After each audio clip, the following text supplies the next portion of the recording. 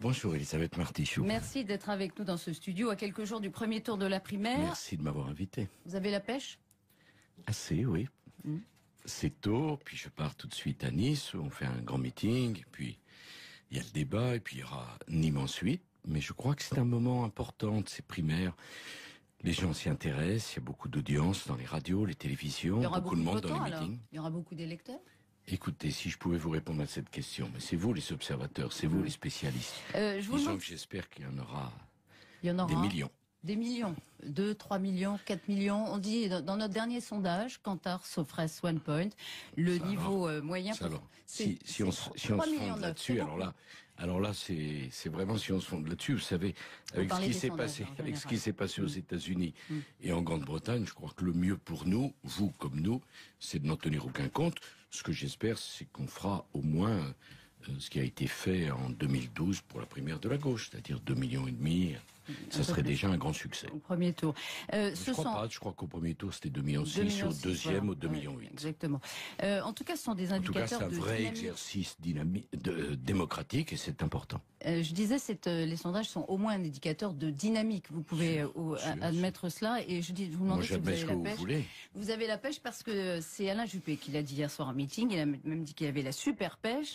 Il est toujours devant vous. Et François Fillon revient en trombe, mais gagne 7 points selon ce sondage qui vaut ce qu'il vaut, mais qui est encore un indicateur, un baromètre mensuel. Il peut vous rattraper en une semaine, Nicolas Sarkozy, François Fillon? Enfin, écoutez, pendant des mois, vous avez dit que c'était fait, que c'était Alain Juppé. Maintenant, on s'aperçoit qu'il baisse beaucoup. Dans le même sondage, à droite et au centre, je suis largement en tête. Je préfère que nous ne commentions pas les sondages. On aura la réponse dimanche pour le premier tour et dimanche en 8 pour le second. On verra à ce moment-là, c'est beaucoup plus important. Tout le reste, ce ne sont que des commentaires. Pour ce qui compte. Pour vous, ces sondages peuvent être faussés, finalement, par un vote caché, comme vous dites. Franchement, tous les gens sont partis dormir le soir des élections américaines en pensant que c'est Hillary Clinton qui était élue. Puis finalement, c'était Trump. Tous les gens sont partis aller se coucher au moment du référendum britannique en pensant que le Brexit s'était refusé. Finalement, c'était accepté. Écoutez, le mieux, c'est de se concentrer sur les propositions des uns et des autres. Comment répond-on aux défis nouveaux? Et l'élection de M. Trump est un défi incontestable pour la France et pour l'Europe. On va en parler, mais vous dites que les sondages peuvent se tromper. Non, je ne dis pas du tout ça, je les commande pas. Y compris pour François Fillon, qui aujourd'hui rêve d'être au second tour qualifié. Mais c'est normal, mais il y a 7 candidats, on verra ce que font les uns et les autres, restons tranquilles. Vous dites qu'Alain Juppé, en tout cas, gouvernerait la France, je vous l'ai entendu, comme une vieille dame qu'on ne veut pas bouger. Comment caractérisez-vous le programme de François Fillon? Bon, nous avons, François Fillon et moi, une différence, qui est une différence importante, même si nous avons beaucoup de points de désaccord. Il propose une augmentation de 2 points de la TVA. Je m'oppose absolument à toute augmentation des impôts. Pourquoi ? Parce que M. Hollande a augmenté les impôts des Français de 50 milliards. Je ne crois pas qu'une cure d'austérité, qu'une purge, qu'une nouvelle augmentation des impôts améliorera en quoi que ce soit la situation française. Nous avons les impôts les plus élevés d'Europe, proposés comme le fait François Fillon, et d'ailleurs Alain Juppé. Alain Juppé propose 1 point d'augmentation de TVA. François Fillon, 2 points d'augmentation de TVA. Je pense que c'est une erreur économique. Je propose, pour ma part, la baisse des charges, la baisse de l'impôt sur le revenu, la suppression de toute cotisation sociale sur les emplois familiaux. Je pense que la France croule sur les impôts qui désespèrent les classes moyennes. Supprimer 600 000 emplois de fonctionnaires, comme le propose aussi François Fillon. Alain Juppé estime que c'est irréaliste. Et vous? Moi, j'ai proposé 300 000 suppressions de postes de fonctionnaires, 150 000 dans la fonction publique d'État, 150 000 dans la fonction territoriale. Écoutez, 5 années de présidence avec mon Premier ministre François Fillon, on en a supprimé 150 000. Ouais. Si j'ai bien compris, il propose d'en supprimer 4 fois plus. J'émets des doutes sur la possibilité, mais c'est son droit de proposer ce qu'il propose. Donc finalement, dans le fond, vous avez la même appréciation de cette promesse de supprimer 600 000 fonctionnaires qu'Alain Juppé. Vous estimez que ça moi, je ne porte pas de jugement sur les autres. Je vous dis, voilà la différence que nous avons. C'est une différence assez forte, précise. C'est un débat qui n'est pas médiocre. Peut-on continuer à augmenter les impôts ou pas? Je pense que non. Je pense qu'il faut les baisser. mais il a le droit de proposer l'augmentation de la TVA. Ce faisant, vous avez énoncé un certain nombre de réformes que vous proposez, effectivement, dans votre programme pour la primaire, mais il y a les sondages, il y a aussi l'image qui est importante. Et l'image de réformiste, c'est François Fillon qui la porte le mieux, dirais-je, du point de vue des Français. Comment vous l'expliquez? Je ne sais pas du tout. C'est lui qui a l'image de réformiste. Je ne sais pas où vous trouvez ça. Vous savez, revenons aux institutions. Qui est-ce qui est élu, Elisabeth Martichoux? C'est le président de la République. Qui est-ce qui est nommé? C'est le Premier ministre. Le patron, c'est donc celui qui est élu, pas celui qui est nommé. Mais là, il est jugé sur son programme. Et donc, lorsque j'étais président de la République, je décidais d'un certain nombre de réformes que François Fillon mettait en œuvre loyalement. C'est ainsi. Pour le reste, nous avons chacun présenté des propositions. Moi, je suis venu pour expliquer les miennes, pas pour critiquer les autres. Parce que de toute manière, je vais vous dire une chose, dans 15 jours au maximum, il va bien falloir qu'on se rassemble tous pour proposer aux Français l'alternance. Ouais. Alors il y en a un que vous avez beaucoup critiqué, c'est François Bayrou. Et au moment où votre offensive anti-Bayrou a peut-être porté ses fruits, mais enfin vous dites que les sondages n'engagent à rien, vous admettez qu'en cas de duel Bayrou-Marine Le Pen, vous voteriez François Bayrou. Alors on ne comprend plus, parce qu'il a été votre cible pendant des semaines. Pardon Madame Martichoux, d'abord la question, on n'est pas dans la cour de récréation, la question n'est pas d'avoir un problème personnel avec Monsieur Bayrou, tout ça n'a aucun sens. C'est un problème politique majeur. Je ne partage pas les options programmatiques de François Bayrou. Il propose de créer une tranche d'impôt sur le revenu à 50%. Il propose de régulariser tous les étrangers en situation irrégulière. Il a refusé de voter la réforme des retraites que j'ai proposée avec François Fillon, passant l'âge de la retraite de 60 à 62 ans. Comme dans le même temps, on doit continuer à augmenter l'âge de départ à la retraite, je ne vois pas ce qu'on ferait avec lui. J'ajoute que M. Hollande a été pendant 5 ans l'otage du front de gauche et des écologistes. Je ne veux pas demain être l'otage de M. Bayrou qui vote constamment pour la gauche. C'est tout. Je veux une alternance forte. Je veux une alternance. Mais si vous me permettez, Nicolas Sarkozy, la question n'est pas là. Ma question, vous avez dit. C'est pas les sondages qui déterminent. C'est les Français qui choisiront. Vous avez dit il y a une semaine à nos confrères du Parisien qui vous posaient cette question très clairement. Si François Bayrou devait, hypothèse, affronter Marine Le Pen au deuxième tour de la présidentielle. Quel beau choix, quelle belle perspective. Mais vous avez dit François Bayrou. Ah, mais moi, vous savez, je suis très constant, Madame Martichoux. Monsieur Bayrou a dit, entre Madame Le Pen et Monsieur Sarkozy, je ne choisis pas, ce qui met le niveau de ses convictions et son engagement moral là-dedans. J'ai répondu, moi, je ne veux pas que Marine Le Pen s'assiette dans le fauteuil du président de la République. Je ne le veux pas, je ne le souhaite pas, je ne le désire pas. J'en tire donc les conclusions. Ça a toujours été clair. Pour autant, comme j'imagine, je pense et j'analyse que les défis français sont considérables, qu'il faudra une majorité très forte et une alternance très forte, l'idée que l'alternance puisse être otage de M. Bayrou, c'est la démonstration par A plus B que ça sera une alternance molle. Nicolas Sarkozy, excusez-moi. Vous avez dit que la principale leçon de l'élection de Donald Trump... Caroline Roux. Voilà, un partout là-bas. Au centre. La principale leçon... Encore pour moi, c'est plus flatteur, pour vous. Pour moi, c'est plus flatteur, c'est ça. Bon, on fera les comptes après. La principale leçon, une des leçons de l'élection de Donald Trump, c'est qu'il faut écouter le peuple. Personne ne dira le contraire. Jusqu'où la grandeur de la politique, est-ce que c'est pas prendre ses responsabilités? Comment jusqu'où? Il y a 59 millions d'Américains qui ont voté pour Donald Trump. On ne va pas considérer que c'est 59 millions, comme disent les élites de populistes qui n'y comprennent rien. Il y a 17 millions d'Anglais qui ont voté pour le Brexit. Il est peut-être temps qu'on les entende. Et ce qui compte, me semble-t-il, c'est pas de faire un commentaire sur une élection maintenant passée. Monsieur Trump est le président des États-Unis d'Amérique. C'est qu'est-ce qu'on fait avec cette élection et quelles conséquences tirons-nous pour ça? Moi, je pense que ça ouvre une opportunité formidable pour que la France retrouve son leadership, que l'Europe porte des valeurs fortes et que nous acceptions cette idée très simple. Il n'y a pas de raison que l'Europe ne se protège pas et ne se défende pas.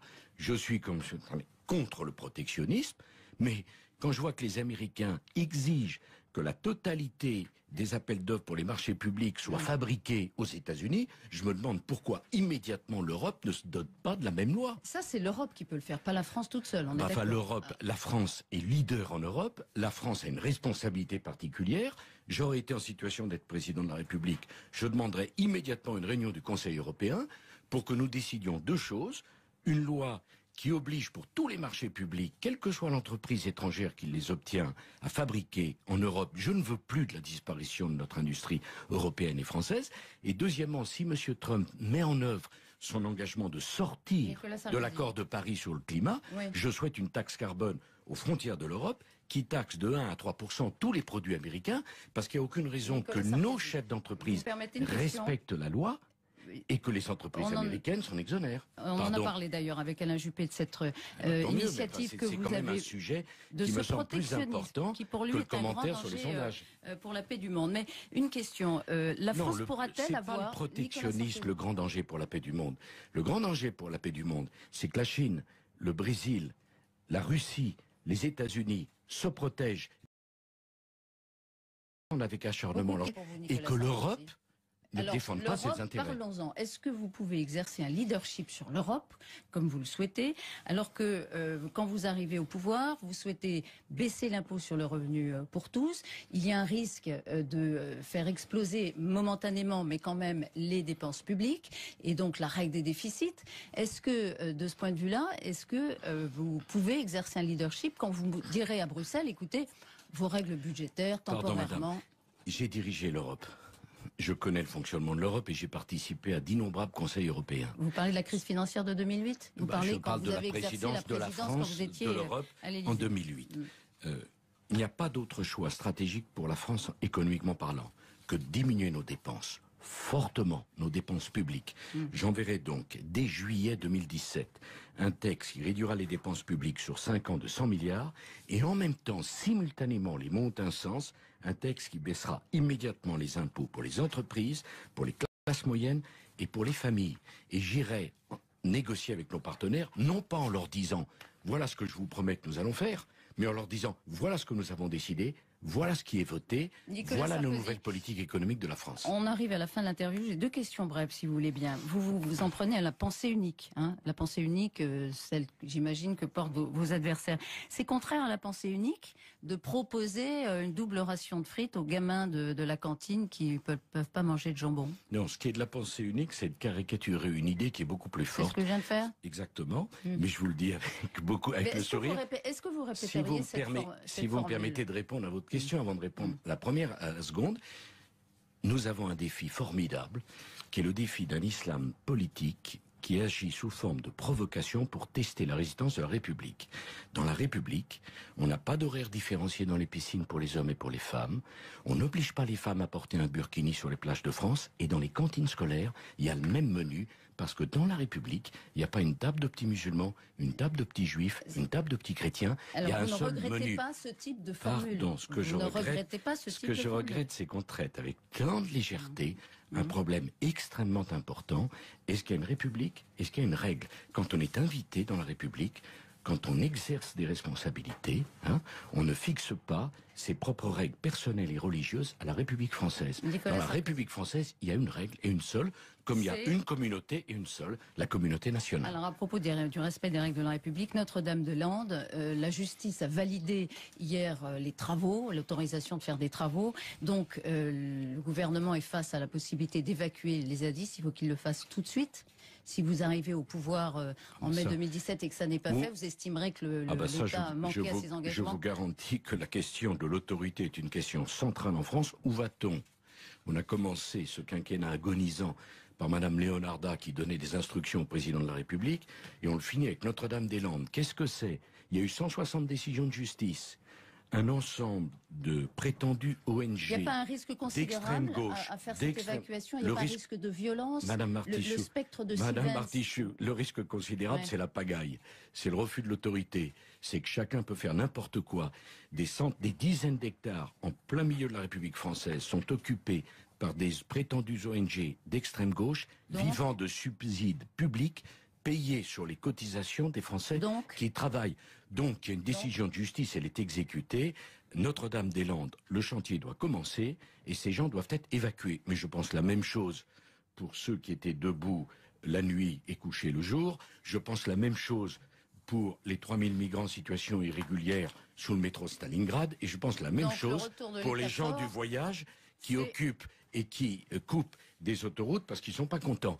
Dans un état de droit, il y a le droit, il y a la République, il y a la règle, et la règle, elle ne s'applique pas simplement aux citoyens honnêtes, elle s'applique aussi à tous ceux qui contestent la règle en permanence. Merci beaucoup Nicolas Sarkozy d'avoir été notre invité ce matin sur RTL. Merci à tous les deux. Bonjour Elisabeth Martichoux. Merci d'être avec nous dans ce studio à quelques jours du premier tour de la primaire. Merci de m'avoir invité. Vous avez la pêche? Assez, oui. C'est tôt, puis je pars tout de suite à Nice où on fait un grand meeting, puis il y a le débat, et puis il y aura Nîmes ensuite. Mais je crois que c'est un moment important de ces primaires. Les gens s'y intéressent, il y a beaucoup d'audience dans les radios, les télévisions, beaucoup de monde dans les meetings. Il y aura beaucoup d'électeurs? Écoutez, si je pouvais vous répondre à cette question, mais c'est vous les observateurs, c'est vous les spécialistes. Disons que j'espère qu'il y en aura des millions. Des millions, 2, 3 millions, 4 millions. On dit dans notre dernier sondage, Kantar, Sofres, OnePoint, le niveau moyen. Si on se fonde là-dessus, alors là, c'est vraiment si on se fonde là-dessus. Vous savez, avec ce qui s'est passé aux États-Unis et en Grande-Bretagne, je crois que le mieux pour nous, vous comme nous, c'est de n'en tenir aucun compte. Ce que j'espère, c'est qu'on fera au moins ce qui a été fait en 2012 pour la primaire de la gauche, c'est-à-dire 2,5 millions. Ça serait déjà un grand succès. Au premier tour. Je crois qu'au premier tour, c'était 2,6 millions, au deuxième, au 2,8 millions. Exactement. En tout cas, ce sont des indicateurs c'est un vrai exercice démocratique et c'est important. Je disais, les sondages sont au moins un indicateur de dynamique. Vous pouvez admettre cela. Et je vous demande si vous avez la pêche. Vous avez la pêche parce que c'est Alain Juppé qui l'a dit hier soir en meeting. Il a même dit qu'il avait la super pêche. Il est toujours devant vous. Et François Fillon revient en trombe, mais gagne 7 points selon ce sondage qui vaut ce qu'il vaut, mais qui est encore un indicateur, un baromètre mensuel. Il peut vous rattraper en une semaine, Nicolas Sarkozy, François Fillon? Enfin écoutez, pendant des mois vous avez dit que c'était fait, que c'était Alain Juppé. Maintenant on s'aperçoit qu'il baisse beaucoup. Dans le même sondage, à droite et au centre, je suis largement en tête. Je préfère que nous ne commentions pas les sondages. On aura la réponse dimanche pour le premier tour et dimanche en 8 pour le second. On verra à ce moment-là, c'est beaucoup plus important. Tout le reste, ce ne sont que des commentaires. Ce qui compte. Pour vous, ces sondages peuvent être faussés, finalement, par un vote caché. Franchement, tous les gens sont partis dormir le soir des élections américaines en pensant que c'est Hillary Clinton qui était élu. Puis finalement, c'était Trump. Tous les gens sont partis aller se coucher au moment du référendum britannique en pensant que le Brexit s'était refusé. Finalement, c'était accepté. Écoutez, le mieux, c'est de se concentrer sur les propositions des uns et des autres. Comment répond-on aux défis nouveaux? Et l'élection de M. Trump est un défi incontestable pour la France et pour l'Europe. On va en parler, mais vous dites que les sondages peuvent se tromper. Non, je ne dis pas du tout ça, je ne les commande pas. Y compris pour François Fillon, qui aujourd'hui rêve d'être au second tour qualifié. Mais c'est normal, mais il y a 7 candidats, on verra ce que font les uns et les autres, restons tranquilles. Vous dites qu'Alain Juppé, en tout cas, gouvernerait la France, je vous l'ai entendu, comme une vieille dame qu'on ne veut pas bouger. Comment caractérisez-vous le programme de François Fillon? Bon, nous avons, François Fillon et moi, une différence, qui est une différence importante, même si nous avons beaucoup de points de désaccord. Il propose une augmentation de 2 points de la TVA. Je m'oppose absolument à toute augmentation des impôts. Pourquoi ? Parce que M. Hollande a augmenté les impôts des Français de 50 milliards. Je ne crois pas qu'une cure d'austérité, qu'une purge, qu'une nouvelle augmentation des impôts améliorera en quoi que ce soit la situation française. Nous avons les impôts les plus élevés d'Europe, proposés comme le fait François Fillon, et d'ailleurs Alain Juppé. Alain Juppé propose 1 point d'augmentation de TVA. François Fillon, 2 points d'augmentation de TVA. Je pense que c'est une erreur économique. Je propose pour ma part la baisse des charges, la baisse de l'impôt sur le revenu, la suppression de toute cotisation sociale sur les emplois familiaux. Je pense que la France croule sur les impôts qui désespèrent les classes moyennes. Supprimer 600 000 emplois de fonctionnaires, comme le propose aussi François Fillon. Alain Juppé estime que c'est irréaliste. Et vous? Moi, j'ai proposé 300 000 suppressions de postes de fonctionnaires, 150 000 dans la fonction publique d'État, 150 000 dans la fonction territoriale. Écoutez, 5 années de présidence avec mon Premier ministre François Fillon, on en a supprimé 150 000. Ouais. Si j'ai bien compris, il propose d'en supprimer 4 fois plus. J'ai des doutes sur la possibilité, mais c'est son droit de proposer